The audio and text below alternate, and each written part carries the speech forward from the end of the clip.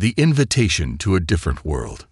Sarah Mitchell had always been the first to arrive at Harrison Properties every morning, her footsteps echoing through the cavernous lobby as she stepped through the rotating glass doors at exactly 4:45 a.m.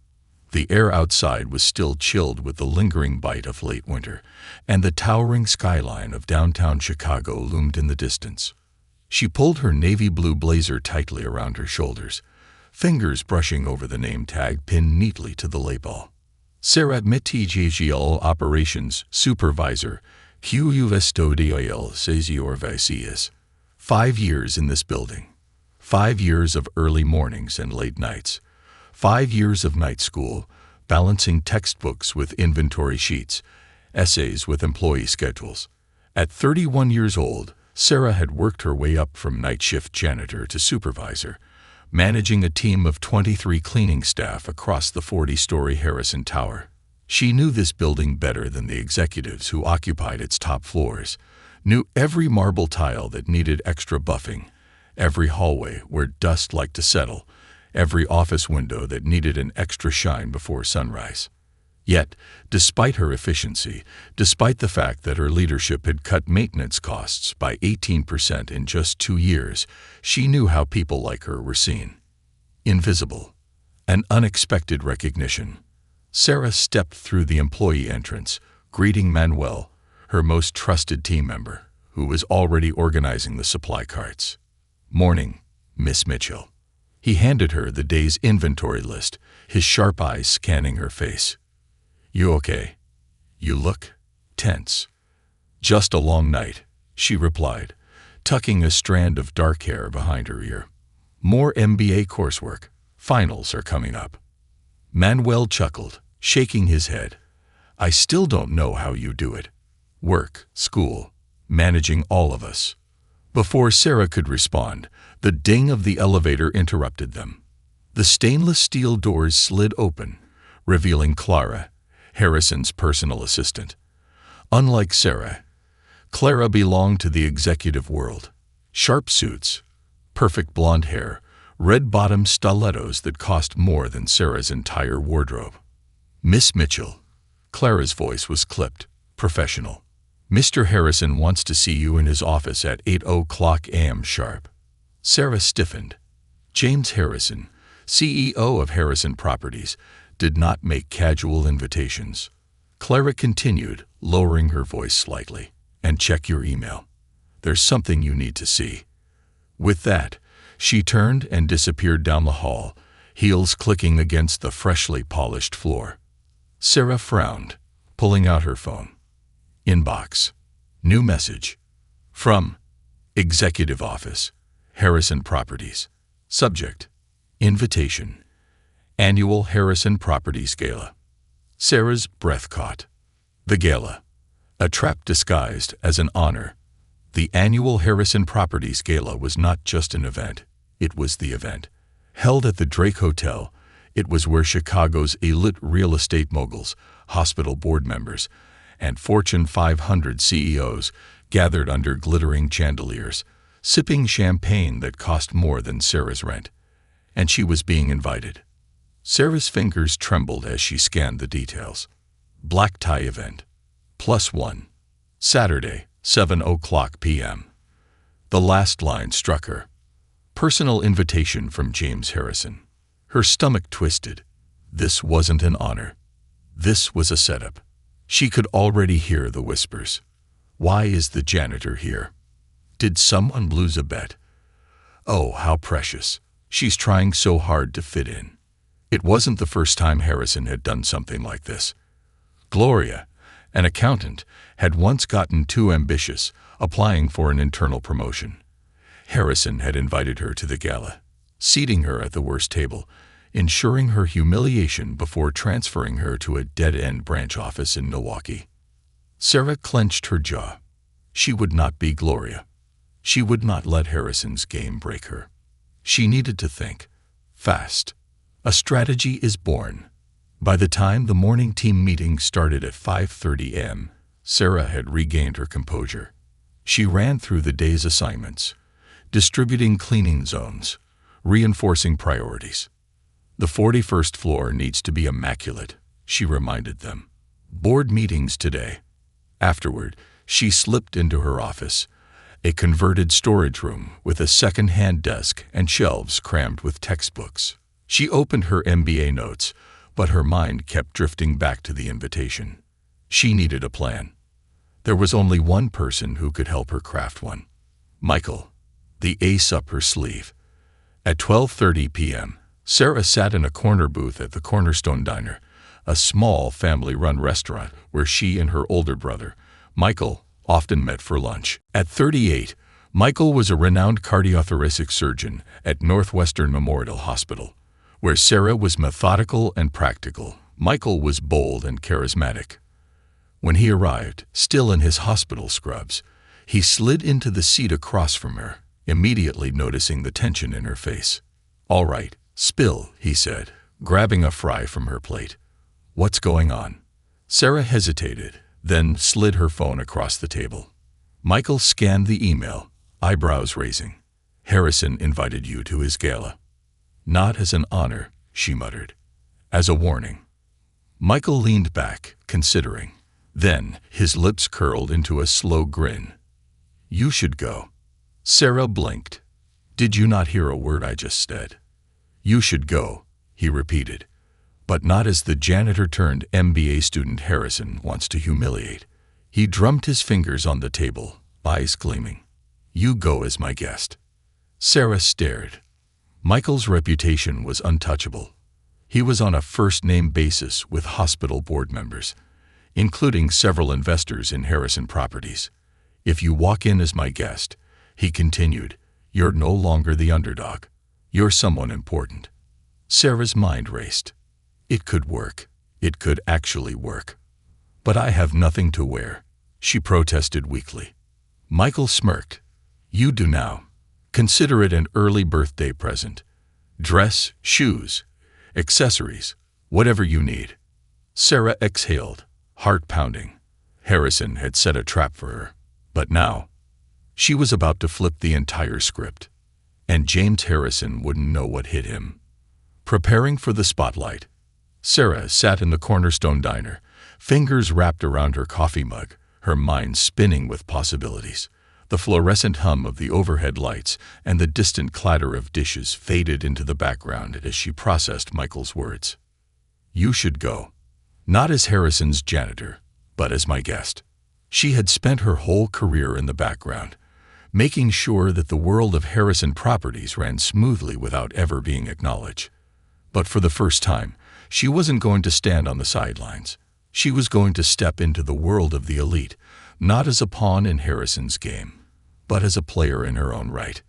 And she was going to win. Michael's voice cut through her thoughts. "All right, let's talk logistics. Step 1, clothes. Step 2, preparation. Step 3, execution." He grinned. "And I happen to be very good at step 1. Sarah sighed, still hesitant. "You really don't have to buy me anything." Michael waved her off. "Oh, I absolutely do. Because I refuse to let my sister show up to this thing looking anything less than spectacular." The transformation begins. That afternoon, Michael dragged Sarah to one of Chicago's most exclusive boutiques, a place where the air smelled like expensive leather and perfume, and where saleswomen dressed better than some CEOs. Margot, a slim woman with a sharp bob and an even sharper eye for fashion, greeted Michael with an approving nod. "Dr. Mitchell, a pleasure, as always. What are we shopping for today?"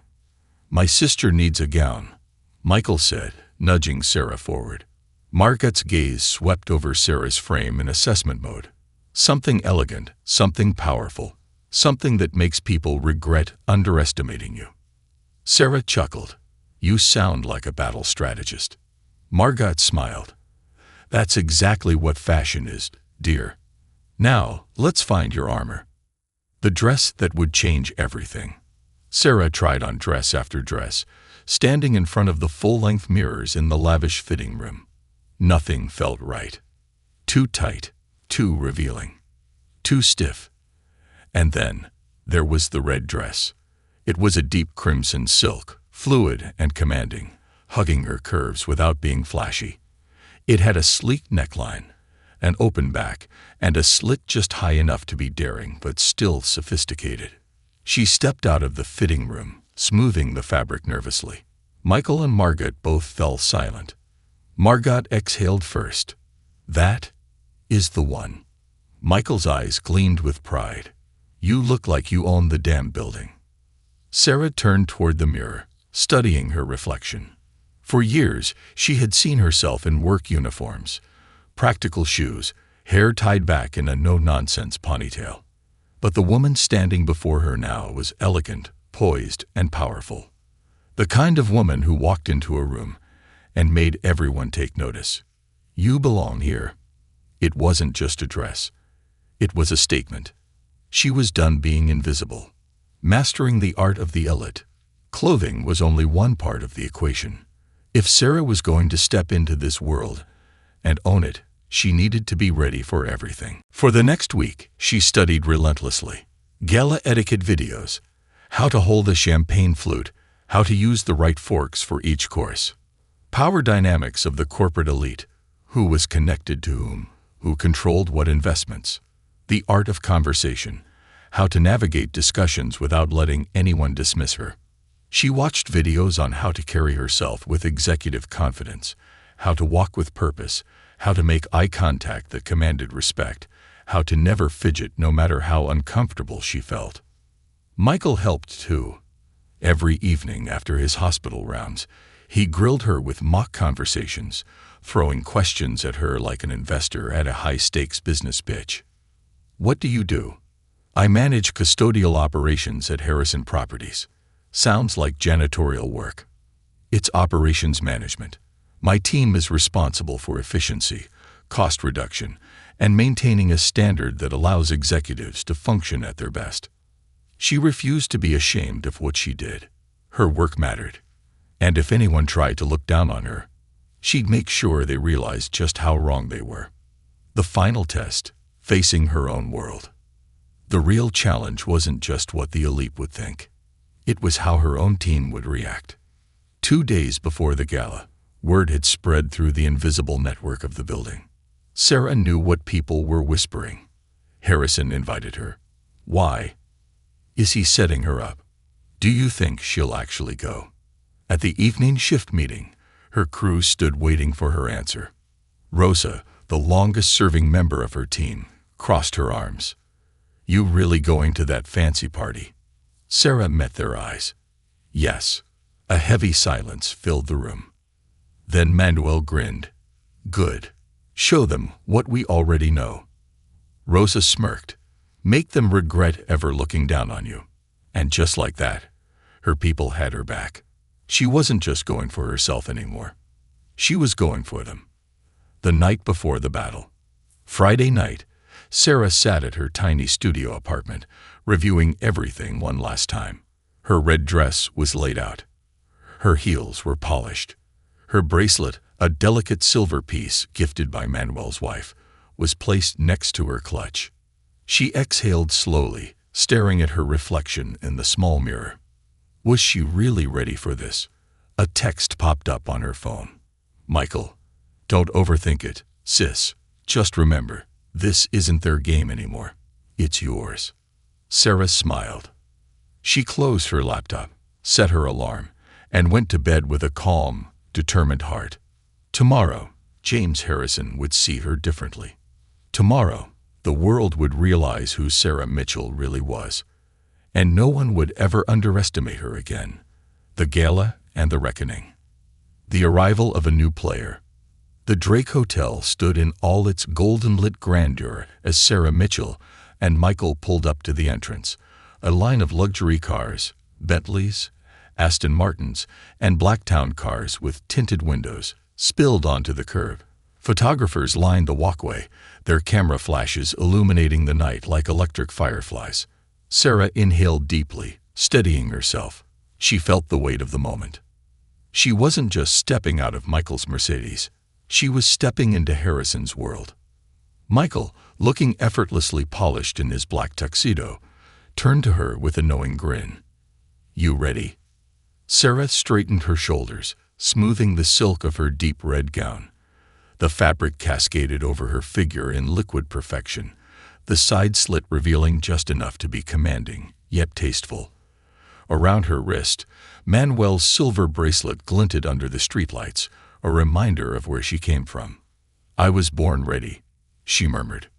Michael chuckled and stepped out first, handing his keys to the valet. Then he turned and offered Sarah his arm. She took it, and together they stepped into the Lion's Den.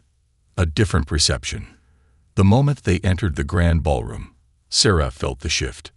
The crowd, real estate moguls, hospital executives, high-profile investors, was already mingling, champagne glasses in hand. Crystal chandeliers reflected against the marble floors, illuminating the room in warm golden hues. The buzz of conversation softened as Sarah and Michael walked in. People turned. Eyebrows lifted. Murmurs began. James Harrison, standing near the head table, had been mid-conversation with an investor when his eyes landed on her. And for the first time, Sarah saw something unfamiliar flash across his face. It wasn't amusement. It wasn't smug superiority. It was surprise. He hadn't expected this. Sarah didn't just belong in the room. She owned her space. Her walk was confident.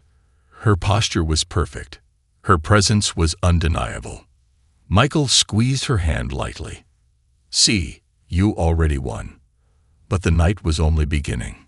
James Harrison's unraveling plan. Harrison recovered quickly, slipping back into CEO mode as Sarah and Michael approached.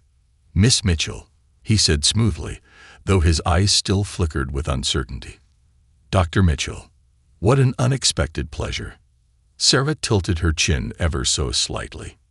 "Thank you for the invitation, Mr. Harrison. I must say, this is quite the event." Harrison's smile was tight, like a coiled wire. "It's a night for connections," he said, voice laced with hidden meaning.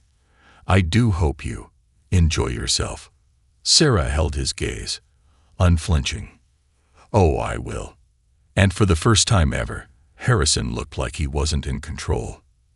That's when Dr. Paddle, one of Michael's key hospital board members, appeared beside them. "Ah, James," Dr. Paddle said, shaking Michael's hand. "You didn't mention that Miss Mitchell was attending.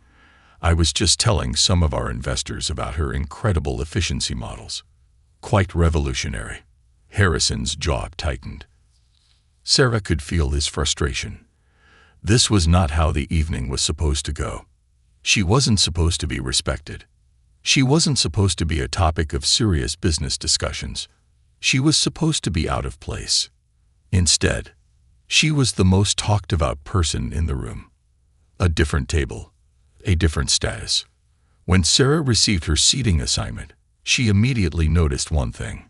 She was not at table 11, the table where the least influential guests were often placed, including last year's unfortunate victim, Gloria. Instead, she had been placed at table 3, near the hospital board, near investment firms, near people who mattered. She took her seat with practiced ease, ignoring the burning gaze of Harrison from across the ballroom. Michael leaned toward her. "This means they had to rearrange seating at the last minute." Sarah smirked. "Which means I'm already messing up Harrison's plan." She turned to the man seated next to her, Jerome Walsh, senior partner at Goldman Sachs. "I've heard about your operations work," Walsh said, adjusting his cufflinks. "Very forward-thinking. I'd love to hear more about your strategies." Sarah smiled. She knew exactly what to say. Turning the tables. The first course was served, and while other guests made polite small talk, Sarah was locked in conversation with some of the most powerful business figures in the room. She spoke with confidence, weaving her knowledge of finance, efficiency models, and leadership into every conversation. By the time the second course arrived, something became very clear. Sarah wasn't being humored. She was being taken seriously. Across the ballroom, Harrison watched, his fingers tightening around his champagne flute. This was his event, his game. Yet Sarah was the one winning. And then came the final blow. The business proposal that changed everything. As the dessert course was being served, Dr. Petal stood from his seat and addressed the table. "Sarah," he said, placing a hand on her chair, "we were just discussing the upcoming medical center expansion. We'd love for you to consult on our facility efficiency models." Sarah barely had time to process before Jerome Walsh chimed in. "Actually, we'd also love to discuss an opportunity. We've been looking for operations specialists with real-world experience." Helen Barnes, a top real estate developer, nodded thoughtfully. "Sarah, have you considered expanding beyond Harrison Properties? You could do incredible things at a firm like mine." Silence fell over the table. And Harrison? His face was unreadable. He had invited Sarah here to put her in her place. Instead, she was receiving job offers in real time. The final exchange. As the gala wound down, Sarah felt Harrison approaching before she saw him.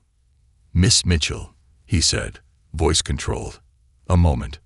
She turned, already knowing what was coming. "You've made quite the impression tonight," Harrison said slowly. "I imagine you've received some interesting offers." Sarah sipped her champagne. "A few." Harrison inhaled sharply through his nose. Then, for the first time, his tone softened. "We'd like you to stay at Harrison Properties." Sarah raised an eyebrow. The board has been discussing potential promotions," he admitted, "an executive role in operations." She tilted her head. "Interesting. Considering you didn't even see me as worthy of attending this gala a week ago." Harrison's jaw tensed. "You belong at Harrison," he said finally. Sarah smiled. "Oh, James," she said smoothly, "I belong wherever I choose to be." And with that, she turned, leaving him standing alone in the aftermath of his own failed plan. The aftermath and the choice. The morning after the war. The next morning, Harrison Properties was buzzing like a stock market floor after a major crash. By the time Sarah stepped into the building at 4:45 a.m., the invisible network of janitors, security guards, administrative staff, and even mid-level managers had already spread the news like wildfire. Sarah Mitchell hadn't just attended the Harrison Gala. She had stolen the entire night. The whispers started before she even reached the break room. "Did you hear? She was at table 3, with the board members. Goldman Sachs wants to hire her." Harrison looked livid when she walked in. "I heard she had dinner with the investors, and Dr. Patel asked her to consult on the hospital expansion." Even people who had barely acknowledged her existence before were now watching her with newfound respect. Sarah didn't let it show on her face, but inside, she was still reeling from the previous night's events. The moment that sealed it. James Harrison offering her an executive position. She hadn't answered him. Not yet. A shift in power. She walked into the custodial break room, expecting her team to bombard her with questions. Instead, they just stared at her like she was a damn legend. Manuel smirked, arms crossed. "So, what's it like to be a celebrity?" Rosa, sipping her coffee, raised an eyebrow. "Are you gonna leave us for some fancy corporate job?" Sarah exhaled, leaning against the table. "I don't know yet." The room fell silent. For 5 years, this team had been her family. They had been her foundation when she worked endless nights balancing school and work. And now, she had options. Real options. One she had fought for. "You know," Manuel said, rubbing his chin, "if you leave, Harrison's going to throw some corporate robot in here who doesn't give a damn about us." Sarah's stomach twisted. That was exactly what Harrison wanted. He had never wanted to give her power. He had just wanted to keep it away from someone else. Before she could respond, her phone buzzed. New email. James Harrison. urgentmeeting at 9 a.m. Sarah sighed, already knowing this would be round 2 of last night's battle. The meeting that would define everything. By 8:59 a.m., Sarah was standing outside Harrison's glass-walled office, her reflection staring back at her from the polished surfaces. She wasn't in a gala gown today. She was in her uniform, the navy blue blazer, the pressed pants, the worn but polished shoes. It was a statement. I haven't forgotten where I came from. Clara, Harrison's assistant, glanced up from her desk. He's waiting for you. Sarah stepped inside. James Harrison sat behind his massive mahogany desk, his silver hair immaculate, his custom Italian suit worth more than Sarah's entire rent for a year. But despite his composed exterior, Sarah could sense it. He wasn't as confident as usual. "Miss Mitchell," he greeted, nodding toward the chair in front of him. "Please, sit." She didn't. "Let's get to the point, Mr. Harrison." His eyes narrowed slightly, but he folded his hands in front of him. "As you're aware, I'm offering you a promotion. Executive Director of Operations. You would oversee all building management teams across our properties, a substantial salary increase, a full benefits package, a corporate credit card, and a fast track to finishing your MBA. Sarah kept her face unreadable. "It's a generous offer," she admitted. "But you don't trust me," Harrison said smoothly. She tilted her head. "Do I have a reason to?" Harrison exhaled, leaning back in his chair. "The board likes you, Sarah. That's rare. They're a difficult group to impress. Your work ethic, your efficiency improvements, these things have value. If you stay here, you can go far." Sarah was quiet for a moment. Then she spoke. "But why now?" she asked. "Why offer me this after years of ignoring my contributions?" A flicker of something, annoyance, perhaps regret, crossed Harrison's face. "You made yourself impossible to ignore," he admitted. Sarah gave a small smile, but there was no amusement in it. "Or," she countered, "you just want to keep me from going somewhere else." His jaw tightened. Silence. A heavy one. They both knew the truth. James Harrison wasn't offering her power. He was offering her a leash, and for the first time in his life, he wasn't sure if she would take it. The choice that changed everything. Sarah stood, placing her hands on his desk. "Let me be clear, Mr. Harrison," she said, voice calm but firm. "If I stay, I want control, full authority over building operations.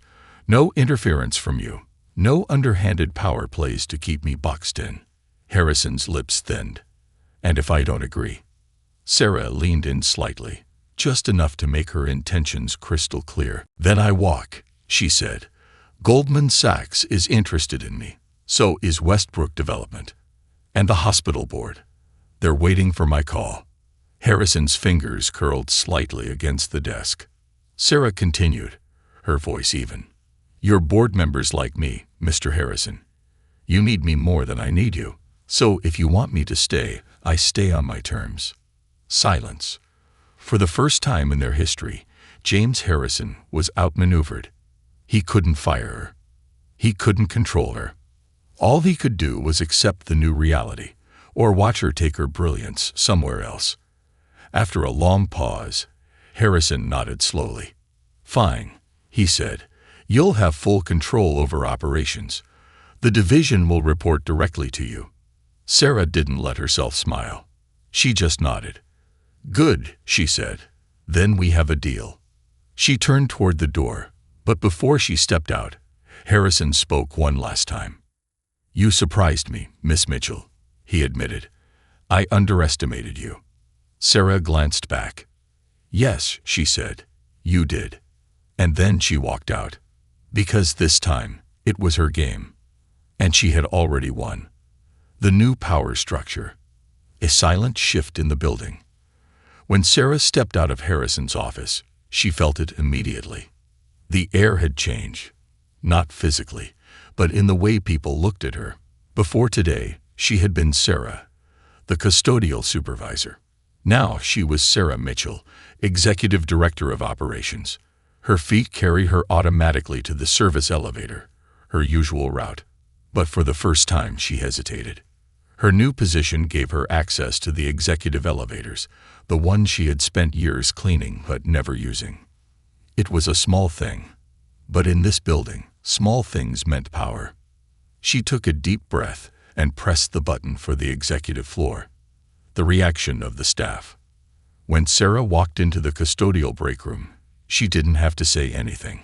Her team already knew. The way they looked at her, pride, excitement, and maybe a little fear, told her that the news had spread like wildfire. Manuel was the first to speak. "Well," he said, setting down his clipboard. "Did you take it?" Sarah nodded once. Silence. Then, "Yes." The entire room erupted. Rosa clapped her hands together. Dios mío, finally. Someone who actually gives a damn is running things. Manuel grinned. "So, what's the plan, boss?" Sarah smirked. "First of all, don't start calling me boss. It's still Sarah. And second," Sarah folded her arms, "we're about to change the way things work around here. The first order of business. A statement of power." Sarah knew exactly what she needed to do first. For years, she had watched from the sidelines as underpaid, overworked employees struggled in silence, while the executives above them casually spent more on a business lunch than a janitor made in a week. That was going to end.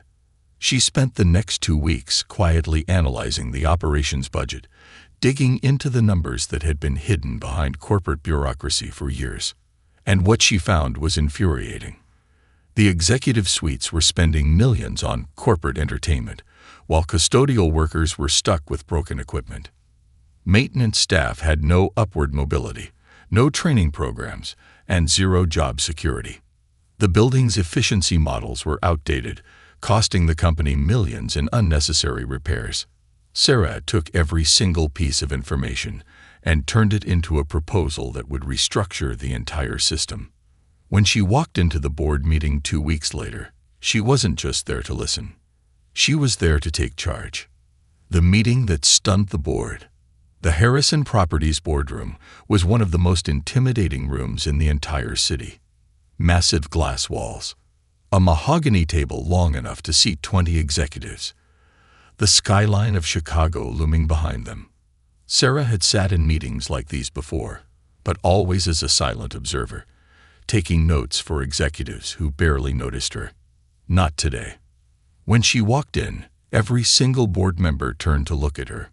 James Harrison was at the head of the table, watching her closely. She could feel the unspoken tension. What is she doing here? Why is the operations director in a board meeting? This isn't her place.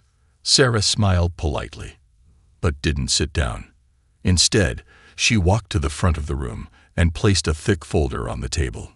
"Gentlemen," she said, calmly and confidently, "I'd like to discuss some serious inefficiencies in our operating budget." There was a beat of silence. Then Richard Chen, the CFO, leaned forward, intrigued. "You have our attention." Sarah pulled up a PowerPoint presentation, the one she had spent weeks preparing, and began. She broke down the numbers, showing how much money was being wasted.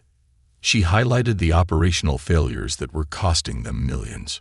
She proved that by restructuring the budget, they could increase profits by 12% in a single year, without cutting a single employee's salary. By the time she was done, the entire boardroom was silent. Even Harrison looked impressed. And then Jerome Walsh, the senior partner from Goldman Sachs, spoke up. "This is impressive." He turned to the board. "I don't know why this wasn't implemented years ago." Richard Chen nodded. "This is exactly the kind of innovation we need." "Then," agreed.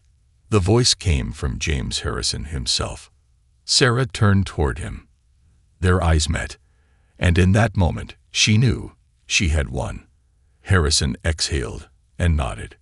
"You have the board's approval. Implement the plan." Sarah nodded once, and just like that, she had rewritten the rules of the game. The aftermath. Respect and fear. By the end of the day, the news had spread. Sarah Mitchell, the woman who used to scrub these floors, had just outmaneuvered an entire boardroom of corporate executives. Mid-level managers suddenly started treating her with respect. The security staff and custodial workers. They worshipped her. And Harrison, he had no choice but to acknowledge her power. That night, Sarah sat in her office, the one that used to be a converted storage closet, but was now a corner suite with a city view, and exhaled. She had fought for this. She had won this. And now, she was going to change everything. For the people who deserved better. For the ones who had never been given a seat at the table. And for every single person who had ever been underestimated. Sarah Mitchell was no longer just a janitor. She was the one running the show. And the world was finally paying attention. The revolution of power. The new regime begins. Sarah Mitchell sat in her new corner office, gazing at the skyline of downtown Chicago. The sunlight reflected off the glass buildings, casting a golden hue across the city she had worked tirelessly in for years. This office, with its polished mahogany desk, leather chairs, and floor-to-ceiling windows, wasn't just an upgrade. It was a symbol of every late-night shift, every sleepless study session, every moment of being dismissed and overlooked. But now, she wasn't just in the room. She was running it. A knock at the door pulled her out of her thoughts. "Come in," she called. The door swung open, and Clara, Harrison's longtime assistant, stepped inside, clutching a tablet and a notepad. "You have a packed schedule today," Clara said, quickly running down the list.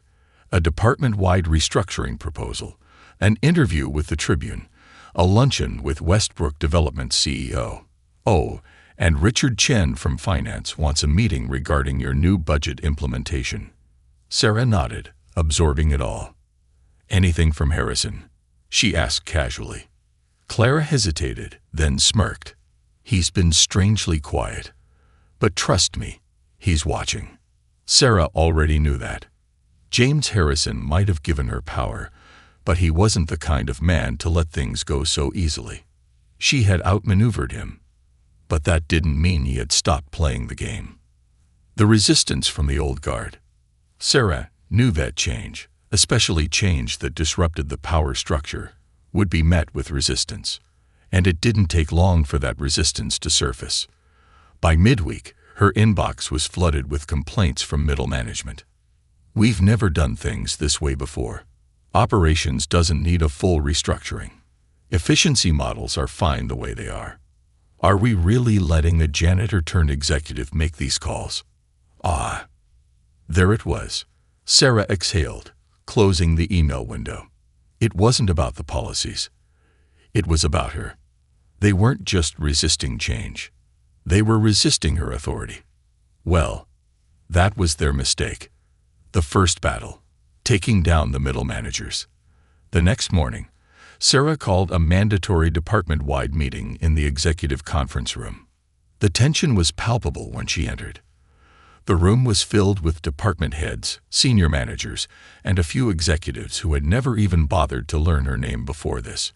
James Harrison wasn't there, but Sarah knew that every word spoken in this room would make its way back to him. She stepped to the front of the room and clicked on the presentation screen. "Let's talk about efficiency," she began.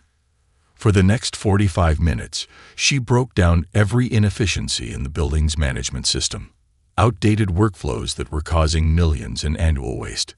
Incompetent leadership in middle management that led to employee burnout and high turnover.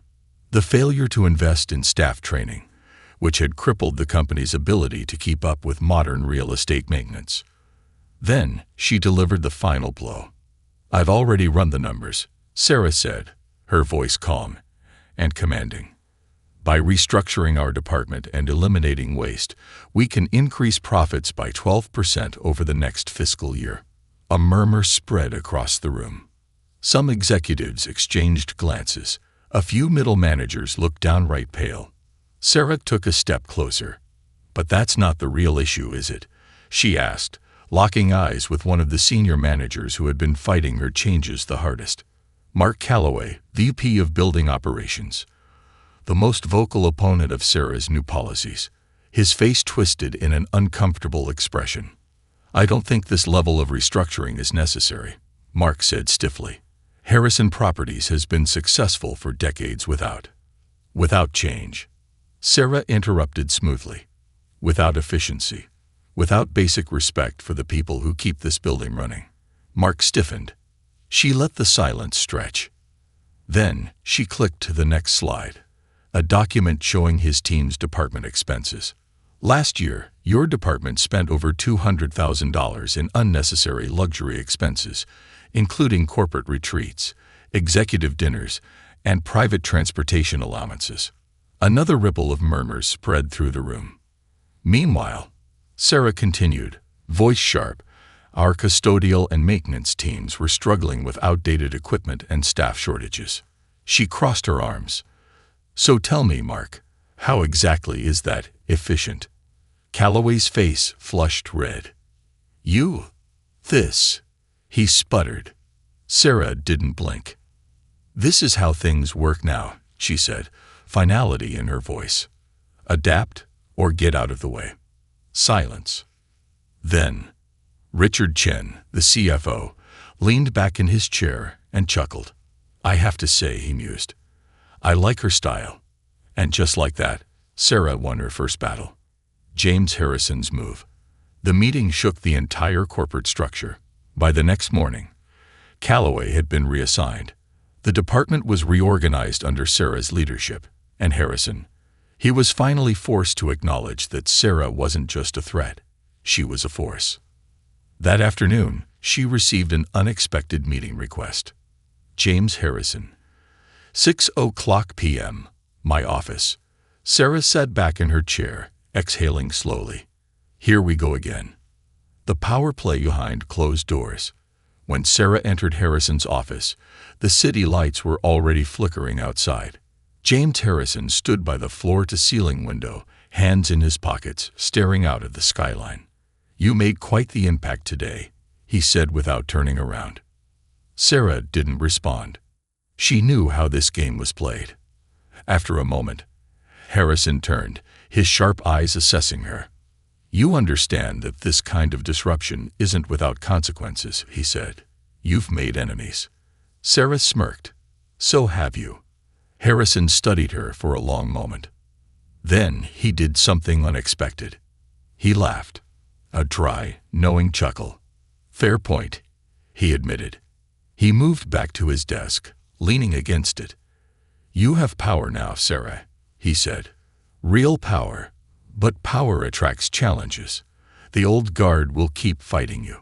The board will keep watching you. Sarah crossed her arms. Let them. Harrison's lips curled slightly, as if he was impressed. Tell me, he mused, do you see yourself staying here long-term? The question caught her off guard. She had been so focused on fighting for her place here, but was this truly where she wanted to stay? She thought about Westbrook Development's offer. She thought about Goldman Sachs' interest in her. She thought about Dr. Patel and the hospital's expansion project. Options. So many options. Sarah smiled coolly. That depends, she said. Is Harrison Properties finally ready for real change? Harrison tilted his head. We'll see. But Sarah already knew the answer. Because whether James Harrison was ready or not, the revolution had already begun. The ultimate decision. A city at her feet. Sarah Mitchell stood at her corner office window, overlooking the Chicago skyline. The city lights blinked in the distance, and even at this hour, the streets below pulsed with movement. For years, she had seen this view from the ground up, cleaning the windows, mopping the marble floors, watching the elite walk past her without a second glance. Now, she was one of them. Or at least, that's what they wanted to believe. The truth was, she wasn't like them at all. And that was exactly what made her so powerful. She turned away from the window, exhaling as she looked at the 3 folders spread out on her desk. 3 paths, 3 choices. Each one would define her future, and she had until tomorrow morning to decide. The 3 offers that could change everything. 1. Westbrook Development. The corporate climb. Helen Barnes, CEO of Westbrook Development, had personally courted Sarah for weeks. Their offer? Chief Operating Officer position, a 7-figure salary, full control over a multimillion-dollar real estate division, It was the highest position she could possibly achieve this early in her career. But there was one problem. Westbrook was a traditional corporate machine. They wanted her for her numbers, her efficiency, her ability to optimize their bottom line. But they didn't care about the people she led. Would she be selling her soul to the same system she had fought against? 2. Goldman Sachs. The power move. Jerome Walsh had been persistent. Goldman Sachs wanted Sarah not just for operations management, but for real estate investment. Their offer: Director of Strategic Development, a fast track to partner, the ability to build a legacy in Chicago's financial world. With Goldman's backing, Sarah could expand her reach beyond one company. She could shape the entire city's infrastructure. But the corporate finance world was cutthroat, ruthless, and unrelenting. Did she want to fight that battle next? 3. Harrison Properties. The legacy play. James Harrison's offer still sat unopened on her desk. Executive Director of Operations. The most influential role she could hold within Harrison Properties without outright taking over the company. The smartest move would be to take one of the other offers and walk away. But part of her wasn't done here yet. Because if she stayed, she wouldn't just be running operations. She would be rewriting the company's foundation. And she wasn't sure Harrison was ready for that. A conversation with Michael, the voice of reason. Her brother's voice cut through her thoughts as he placed a takeout container on her desk. "You look like you haven't eaten in 24 hours, Michael said, sitting across from her. "So, what's the verdict?" Sarah sighed, rubbing her temples. "I don't know. Every option is massive." Michael leaned back, folding his arms. "I think you already know what you want. You just need to say it out loud." Sarah stared at the folders in front of her. Westbrook is safe. Goldman is ambitious. But Harrison is unfinished. Michael smirked. "You never could walk away from unfinished business." Sarah exhaled. "I built something here. I changed something. If I leave now, I hand it back to people like Harrison and Calloway. And I'm not sure I can do that." Michael studied her for a moment, then nodded. "Then you already made your choice." The final meeting. Facing Harrison. The next morning, Sarah stepped into James Harrison's office for what could be their last real conversation. Harrison sat at his desk, already expecting her. His sharp blue eyes assessed her as she took a seat across from him. "Miss Mitchell," he said smoothly, "I assume you've made your decision." Sarah nodded. "I'm staying," she said. Harrison's expression didn't change, but Sarah caught the subtle shift in his posture. Relief. Control. But she wasn't done. "I have conditions," she said firmly. Now Harrison's gaze sharpened. Sarah placed a document on the table. "This is my proposal," she said. "Effective immediately." Harrison slowly picked up the file and skimmed the pages. Then, for the first time, his jaw tightened, because Sarah wasn't just accepting his offer. She was taking his company. The deal that changed everything. Sarah's non-negotiable demands. Full control over the operations division. No interference. No middle managers slowing things down. A seat at the executive board meetings. Not as an observer, but as an equal. Company-wide pay restructuring. Custodial, security, and maintenance staff would be given real career advancement opportunities. A direct line to the board. She would report to them, not just Harrison. Harrison slowly set the folder down. "This is," he exhaled. "Aggressive." Sarah held his gaze. "So am I." Silence. Then, a slow smirk formed on Harrison's face. "I underestimated you again," he admitted. Sarah raised an eyebrow. "Yes, you did." Harrison leaned back, steepling his fingers. "You realize," he said, voice measured, "that if I say yes to this, you're not just part of the company." Sarah tilted her head. "You'll be next in line to run it." Silence. Sarah didn't blink. "I know." Another silence. Then, Harrison picked up his pen and signed the deal. The future is hers. Sarah walked out of Harrison's office as the most powerful woman in the building. But this wasn't just a personal victory. It was a shift in power. The cleaning staff, the security teams, the overlooked employees, they had someone fighting for them now. And James Harrison, he knew exactly what he had done. He hadn't just promoted an employee. He had created his own successor. And one day, when the time was right, Sarah Mitchell wouldn't just run the operations division. She would run Harrison Properties itself. And this time, there wouldn't be a single person who could stop her.